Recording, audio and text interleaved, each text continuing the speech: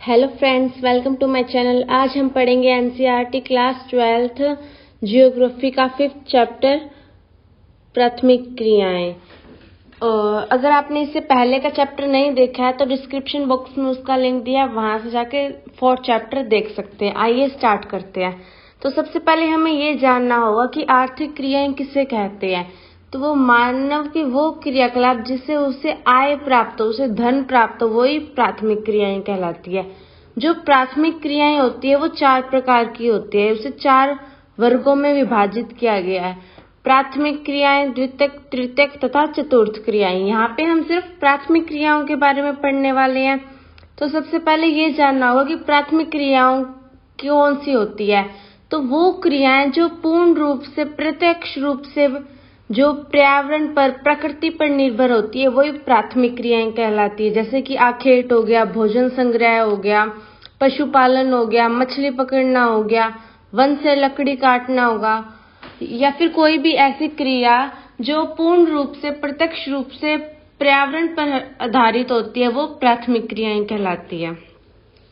जो प्राथमिक क्रियाकलाप में जो लोग संलग्न होते हैं वो लाल कॉलर श्रमिक कहलाते हैं, क्योंकि उनका जो व्यवसाय का क्षेत्र होता है वो उनके घर के क्षेत्र से थोड़ा बाहर होता है। इस कारण से उन्हें लाल कॉलर श्रमिक कहा जाता है।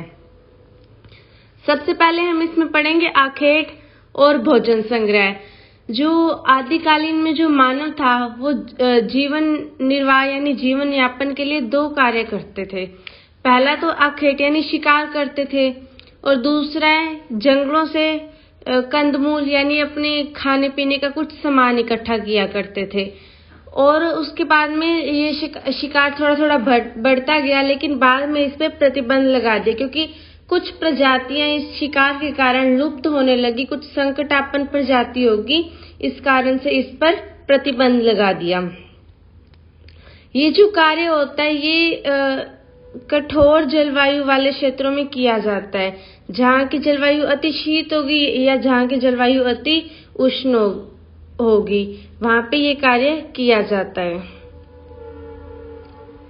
इसमें बहुत कम पूंजी की आवश्यकता होती है। अगर अधिक पूंजी ना लो तो भी ये कार्य किया जा सकता है, और बहुत कम तकनीकी ज्ञान की आवश्यकता होती है, क्योंकि भोजन संग्रह और शिकार में अत्यधिक ज्ञान की कोई आवश्यकता नहीं होती है। इसमें प्रति व्यक्ति उत्पादन बहुत कम होता है, क्योंकि इसमें विश्व में इसकी जो कीमत है वो भी कम है।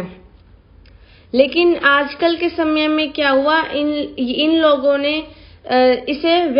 इसका व्यापारीकरण कर दिया, यानी कि वो सामान को लाते, इकट्ठा करते, उसे साफ करते और उसके बाद में उसे बाजार में जाके बेच देते हैं।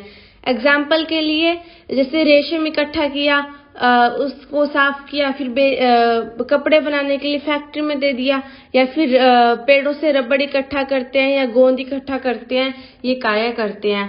ये जो भोजन संग्रह है ना, वो विश्व के 2 भागों में किया जाता है। एक तो उच्च अक्षांश के क्षेत्र और एक निम्न अक्षांश के क्षेत्र।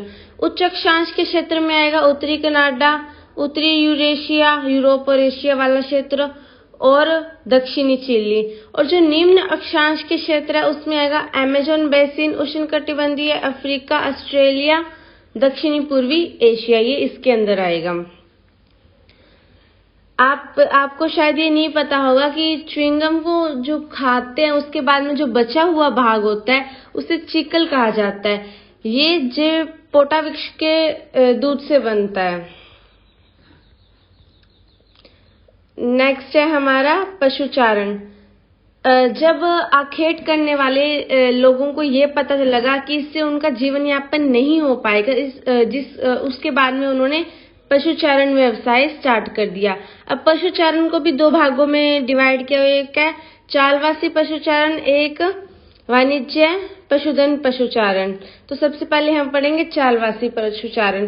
ये जो चालवासी पशुचारण होते हैं ये अपने जीवन यापन के लिए कुछ पशुओं को पालते हैं। इसमें भी बहुत सारी प्रजातियां पाई जाती है, और ये गुणवत्ता के लिए एक स्थान से दूसरे स्थान पर जाते हैं। जैसे चारा कहीं कम पड़ गया तो वो अधिक चारे वाले स्थान पर चले जाएंगे, यानी ये थोड़े टाइम बाद में प्रवास करते रहते हैं।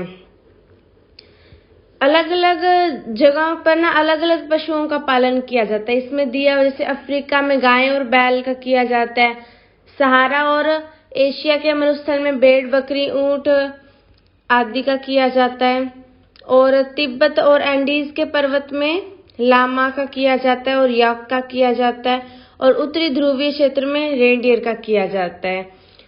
और चालवासी पशुचारण को 3 प्रमुख भागों में वर्गीकृत किया गया है, यानी क्षेत्रों में बांटा हुआ है। पहला है उत्तरी अफ्रीका के अटलांटिक तट से लेकर मध्य चीन तक है। दूसरा यूरोप तथा एशिया के टुंड्रा प्रदेश में, यानी शीत वाले एरिया में।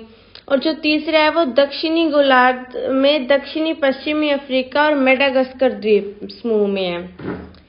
जो चालवासी पशुचारण होते हैं ये यदि गर्मी हो जाती है तो ये मैदानी भाग से पर्वतीय भाग वाली तरफ चले जाते हैं, और यदि सर्दी हो जाती है तो ये पर्वतीय भाग से मैदानी वाले भाग की तरफ चले जाते हैं। इनके ये जो प्रवास करते हैं, इस प्रवास को इनका ऋतु प्रवास कहा जाता है, क्योंकि ऋतु चेंज होने पर ये अपनी जगह बदल देते हैं। क्योंकि अब सर्दी होगी तो पहाड़ों पर अधिक सर्दी होगी, जिस कारण से उनका जीवन जीना कठिन हो जाएगा, इस कारण से वो मैदानी एरिया में आ जाएंगे।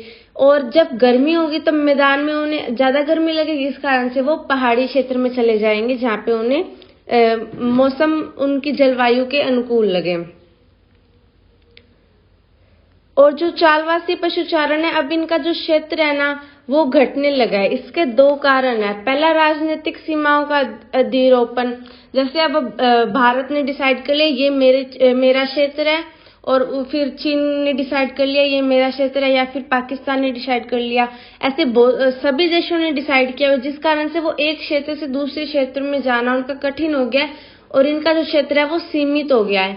और जो नई बस्तियां बनी है, जिस कारण से उनके क्षेत्र में उन्होंने अधिकार कर लिया, इस कारण से भी उनका क्षेत्र सीमित हो गया है। अब सेकंड पॉइंट था इसका, वाणिज्य पशुधन पशुपालन। इसमें क्या होता है, एक विशेष प्रकार के मतलब एक ही किस्म के पशुओं का पालन किया जाता है। उसमें बहुत सारे पशु थे, लेकिन इसमें एक ही पशु का पालन किया जाता है, और ये इन्हें व्यापारिक रूप से लाभ हो इसलिए किया जाता है। इनके लिए फर्म बनाए जाते हैं, इनके रहने के लिए छप्पड़ की व्यवस्था की जाती है, और इनके जो चराई के क्षेत्र हैं उन्हें, जैसे मान लो ये एक चराई का क्षेत्र है, इन्हें बाड़े लगाकर अलग कर दिया जाता है। पहले जिनके पशु यहाँ चर लेंगे, फिर ये वाला क्षेत्र खत्म हो जाएगा, फिर इस वाले क्षेत्र में पशुओं को चरने के लिए रख देंगे, फिर ये वाला क्षेत्र खत्म हो जाएगा तो इस वाले क्षेत्र में रख देंगे। मतलब जो चराई का क्षेत्र है उसमें बाड़े लगाकर एक दूसरे से क्षेत्र को अलग कर दिया जाता है, जिससे सारा क्षेत्र उससे खराब ना हो जाए। और इसमें भेड़, बकरी, गाय, घोड़े आदि को पाला जाता है। इनसे जो मांस प्राप्त होता है, खाल या ऊन प्राप्त होती है, उन्हें डिब्बों में अच्छी तरह से पैक करके बेच दिया जाता है या निर्यात कर दिया जाता है। ये इसमें वैज्ञानिक विधि का उपयोग किया जाता है, और इसमें थोड़े धन की आवश्यकता होती है, क्योंकि पशुओं का पालन अच्छी तरह से करना पड़ता है, और उनके प्रजनन और उनके स्वास्थ्य का भी अच्छी तरह से ध्यान रखना पड़ता है। फिर ये जो विधि अपनाई जाती है, ये न्यूजीलैंड, ऑस्ट्रेलिया, अर्जेंटीना, यूरुग्वे और संयुक्त राज्य अमेरिका आदि में वाणिज्य पशुधन पशुपालन किया जाता है। फिर नेक्स्ट आता है कृषि। कृषि से आप सभी परिचित हैं, खेती की जाती है इसमें। अब इसके भी बहुत सारे प्रकार हैं। सबसे पहले हम पढ़ेंगे निर्वहन कृषि। वो कृषि जो सिर्फ जीवन यापन के लिए की जाती है, अपना भरण पोषण के लिए की जाती है, वो कहलाती है निर्वहन कृषि।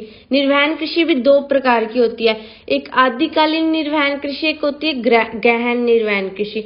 पहले पढ़ेंगे आदिकालीन निर्वहन कृषि। आदिकालीन निर्वहन कृषि में क्या होता है कि जो आदिवासी है वो किसी जंगल में जाते हैं, उस जंगल के पेड़ों को काट देते हैं या फिर उसमें आग लगा देते हैं।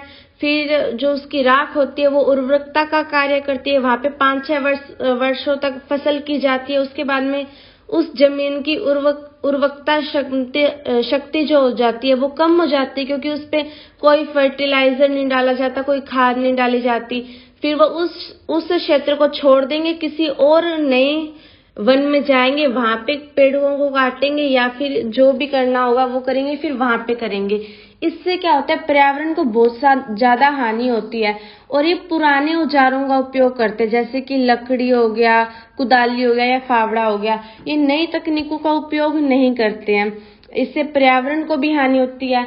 इस कारण से इससे एक बार पाबंद कर दिया गया है। इसे अलग अलग क्षेत्र में अलग अलग नामों से जाना जाता है। जैसे इसे भारत के उत्तरी पूर्वी राज्यों में झूमिंग के नाम से जाना जाता है, मध्य अमेरिका और मेक्सिको में मिल्पा के नाम से जाना जाता है, और मलेशिया और इंडोनेशिया में से लादांग के नाम से जाना जाता है। फिर आती है गहन निर्वहन कृषि। गहन निर्वहन कृषि वहां की जाती है जहाँ पे घना बसा क्षेत्र होता है, जहाँ पे जनसंख्या अधिक पाई जाती है। अब गहन निर्वहन कृषि के भी दो पार्ट है, एक चावल प्रधान गहन निर्वहन कृषि, एक होती है चावल रहित गहन निर्वहन कृषि। जो चावल प्रधान गहन निर्वहन कृषि होती है उसमें कृषक का पूरा जो परिवार होता है वो खेती करता है, और इसमें खेत का आकार थोड़ा छोटा होता है और श्रमिक अधिक लगाए जाते हैं, और यंत्रों का उपयोग श्रमिकों की अपेक्षा में थोड़ा कम किया जाता है। इसमें खाद डाली जाती है और गोबर की खाद या फिर हरी खाद का उपयोग किया जाता है। इसमें प्रति इकाई उत्पादन यानी इकाई क्षेत्रफल उत्पादन तो इसमें अधिक होता है, लेकिन जो प्रति कृषक उत्पादन है वो इसमें कम होता है, क्योंकि इसमें बहुत सारे लोग कृषि करते हैं इस कारण से। फिर आता है चावल रहित गहन निर्वहन कृषि। अब ये तो आवश्यक नहीं है कि इतनी बड़ी पृथ्वी है, पृथ्वी के हर स्थान पर चावल हो। कई स्थान की जलवायु ऐसी पाई जाती है जहाँ पे चावल नहीं हो सकता, इस कारण से वहाँ पे कोई और फसल बोई जाती है, जैसे कि गेहूं होगी, सोयाबीन जो या फिर कोई अन्य जो फसल होती है वो बोई जाती है। इसमें और इन दोनों में सिर्फ ये अंतर है कि उसमें चावल प्रधान नहीं होता और उसमें चावल प्रधान होता है। अब इसमें आप कंफ्यूज मत होइएगा। सबसे पहले हमने पढ़ा था निर्वहन कृषि। निर्वहन कृषि के भी दो पार्ट थे आगे, एक आदिकालीन और एक है गहन निर्वहन। अब गहन निर्वहन के भी आगे दो पार्ट आए थे, एक चावल प्रधान और एक चावल रहित गहन निर्वहन कृषि। अब ये हमारा कंप्लीट हो गया। अब हम चलेंगे आगे।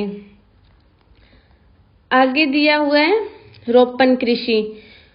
रोपण कृषि में फसलों की पौध लगाई जाती है, इसे ही रोपण कृषि कहा जाता है। ये जो यूरोप वासियों ने अपने उपनिवेश बनाए थे उनमें इन्होंने रोपण कृषि की शुरुआत की थी।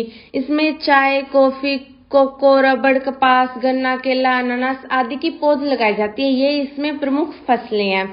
इसमें जो कृषि क्षेत्र का आकार होता है ना, वो बहुत बड़ा होता है। खेत का आकार बहुत बड़ा होगा और इसमें पूंजी अधिक लगाई जाती है, तकनीकों का भी उपयोग किया जाता है तथा वैज्ञानिक पद्धति भी लगाई जाती है। इसमें सिर्फ एक ही फसल पर अधिक ध्यान दिया जाता है, एक फसल केंद्रित ये रोपण कृषि है। और ये जो फ्रांसीसी हैं उन्होंने पश्चिमी अफ्रीका में कॉफी और कोको के पौध लगाई थी। ब्रिटेन वासियों ने भारत और लंका में चाय के बाग लगाए थे। मलेशिया में रबड़ के बाग लगाए थे और पश्चिमी द्वीप समूह में गन्ने एवं केले के बाग लगाए थे, जिस कारण से वहां पे रोपण कृषि की शुरुआत हुई थी। जो ब्राजील में कॉफी के बागान है उन्हें फेजेंडा कहा जाता है, वो अभी भी यूरोप वासियों के नियंत्रण में है। ये याद रखना, ब्राजील के जो कॉफी के बागान है उन्हें फेजेंडा कहा जाता है। नेक्स्ट है हमारा विस्तृत वाणिज्य अनाज कृषि। इसमें तकनीकी का बहुत ज्यादा उपयोग किया जाता है। इसमें जो मुख्य फसल है वो है गेहूं। इसमें कोई और फसल भी बोई जा सकती है, जैसे मक्का, जौ, राई, जई आदि भी फसल बोई जा सकती है। इसमें तकनीकों का अत्यधिक प्रयोग किया जाता है। इसमें प्रति एकड़ उत्पादन तो कम होता है, लेकिन प्रति कृषक उत्पादन या प्रति व्यक्ति उत्पादन अधिक होता है, क्योंकि इसमें तकनीक का उपयोग करेंगे तो कृषकों की संख्या ऑटोमेटिकली कम हो जाएगी।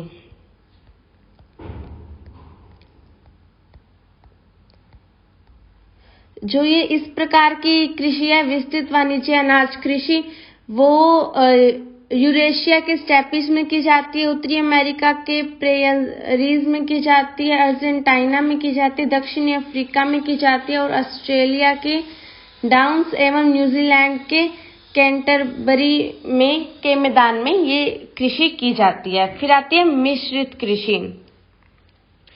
मिश्रित कृषि में जो खेत का आकार होता है वो मीडियम साइज का होता है, ना ज्यादा बड़ा होता है ना ज्यादा छोटा होता है। इसमें गेहूं, जौ, राई, जई, मक्का और चारे की फसल प्रमुख होती है। इसमें कृषि तो की जाती है और साथ में उतना ही ध्यान पशुपालन या पशुचारण पे दिया जाता है, जिस कारण से उन्हें दूध प्राप्त हो, वो बेचे और उनको फायदा हो, मुनाफा हो। ये कृषि अत्यधिक विकसित भागों में की जाती है, जैसे कि उत्तरी पश्चिमी यूरोप या फिर उत्तरी अमेरिका का पूर्वी भाग या फिर यूरेशिया के कुछ भागों में ये कृषि की जाती है। आगे दिया हुआ है, इसमें पूंजी व्यय करनी पड़ती है, क्योंकि ना जो खेत होता है उसमें खाद डालनी पड़ती है या फिर यंत्रों का उपयोग किया जाता है, जिस कारण से इसमें थोड़ा धन लगाने की आवश्यकता होती है। फिर आता है डेयरी कृषि। डेयरी कृषि में भी अत्यधिक पूंजी की यानी आवश्यकता होती है, मतलब उसमें कुछ पैसा खर्च करेंगे तो फिर उसमें हमें मुनाफा होगा, क्योंकि जो पशु रखने के लिए उन्हें छप्पर बनाने की आवश्यकता होती है, उनके खाने के लिए घास की मतलब चारे की व्यवस्था करनी पड़ती है और उनके दूध उत्पादन के लिए यंत्रों का भी उपयोग करना पड़ता है, और जैसे कि उनके प्रजनन या फिर चिकित्सा सुविधा का भी अच्छी तरह से ध्यान रखना पड़ता है। जो फसल होती है उसमें एक अंतराल होता है जिसमें इंसान थोड़ा श्रम की आवश्यकता नहीं होती है, लेकिन जो ये डेयरी कृषि है इसमें ना श्रम की वर्ष के 12 महीने ही श्रम की इसमें आवश्यकता होती है। और डेयरी कृषि ये विकसित देशों में अधिक की जाती है। इसमें डेयरी कृषि को 3 प्रमुख भागों में बांटा है। एक है सबसे बड़ा भाग है वो पश्चिमी यूरोप का क्षेत्र है, दूसरा है कनाडा और तीसरा है न्यूजीलैंड, दक्षिणी पूर्वी ऑस्ट्रेलिया और तस्मानिया। फिर है भूमध्य सागरीय कृषि। जो भूमध्य सागरीय कृषि है इसके नाम से ही पता लग रहा है ये भूमध्य सागर में की जाती है। और इसमें क्या होता है कि इसमें कोई खट्टी फसल है जैसे कि अंगूर है, जो सबसे बेस्ट क्वालिटी के अंगूर है उनकी मदिरा बनाने में काम में लिया जाता है। फिर जो थोड़े लो क्वालिटी के अंगूर है उनका मुनक्का या फिर किशमिश बनाई जाती है। और फिर अंजीर और जैतून भी भूमध्य सागरीय कृषि में ही उत्पादित किया जाता है। और जब सर्दी का अधिक टाइम होता है तो यूरोप और यूएसए में जो फसल और सब्जियों की मांग बढ़ जाती है तो यहाँ से वहाँ पे उसकी आपूर्ति की जाती है। फिर आता है बाजार के लिए सब्जी खेती एवं उद्यान कृषि। इसमें जो सब्जियां, फल, पुष्प आदि लगाए जाते हैं जिनकी नगर क्षेत्र में अधिक मांग होती है। इसमें जो खेतों का आकार होता है वो छोटा होता है, यंत्रों का उपयोग अधिक किया जाता है, पूंजी लगाई जाती है, गहन श्रम किया जाता है और सिंचाई, कीटनाशक और खाद उर्वरक आदि भी डाले जाते हैं। इस प्रकार की जो कृषि होती है उसे ट्रक कृषि भी कहते हैं, यानी सब्जी जो अकेली सब्जी पैदावार होती है जहाँ पे उसे ट्रक कृषि भी कहा जाता है, क्योंकि ट्रक फर्म से बाजार के जो बीच की दूरी है वो एक रात में ट्रक चलकर तय करता है और उसे फर्म से बाजार तक पहुंचाता है सब्जी को। इस कारण से इसे ट्रक कृषि भी कहा जाता है। इससे आगे इसमें लिखा है कि इसमें यंत्रों का उपयोग किया जाता है और इसमें जो गाय, बैल, कुकुर आदि भी पशु पाले जाते हैं जिस कारण से इन्हें अधिक मुनाफा हो।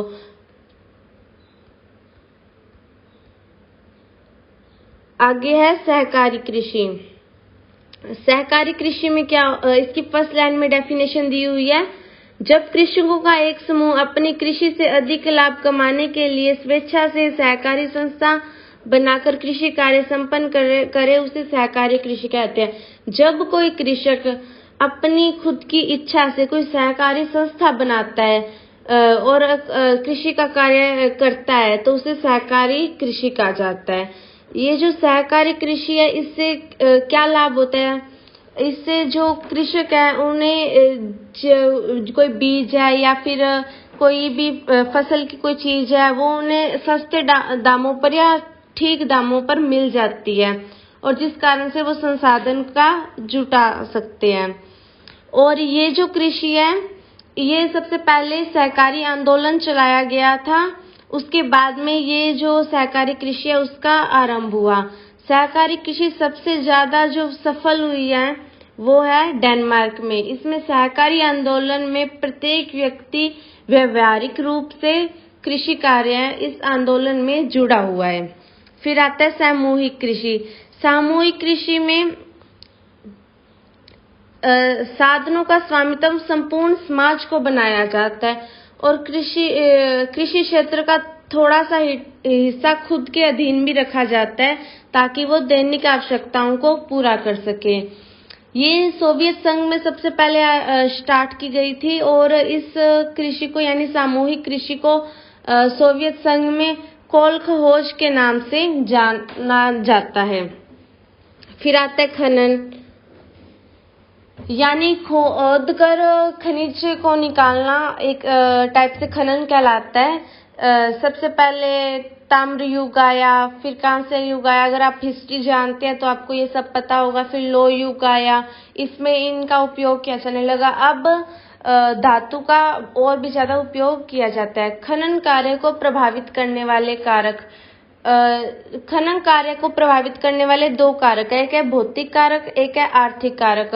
भौतिक कारक में आता है उसके आकार, श्रेणी आदि और उसकी अवस्था के बारे में पता लगता है। और जो आर्थिक कार्य है वो खनिज की मांग है। खनिज की मांग होगी वहां पे खनिज बिकेगा, जिस कारण से लोगों को व्यवसाय भी मिलेगा और उससे धन भी अर्जित होगा। जो खनन है वो दो प्रकार का होता है, यानी खनन की जो विधियां होती हैं वो दो प्रकार की होती है, एक धरातलीय और एक होती है भूमिगत खनन। जो धरातलीय खनन है उसमें ज्यादा नीचे तक जाने की आवश्यकता नहीं होती, ऊपर ही खनिज मिल जाता है। इसे विवृत खनन भी कहा जाता है। ये सबसे सस्ता तरीका है इसका और इसमें अधिक सुरक्षा पाई जाती है। जबकि जो भूमिगत खनन है उसमें धरती के अंदर थोड़ा जाना पड़ता है और इसे कूप की खनन भी कहा जाता है, क्योंकि इसमें पैरेलल जैसे धरती के पैरेलल कूपक गहराई में जाता है, जिस कारण से खनिज को निकाला जाता है। ये हमारा चैप्टर कंप्लीट हो गया। आशा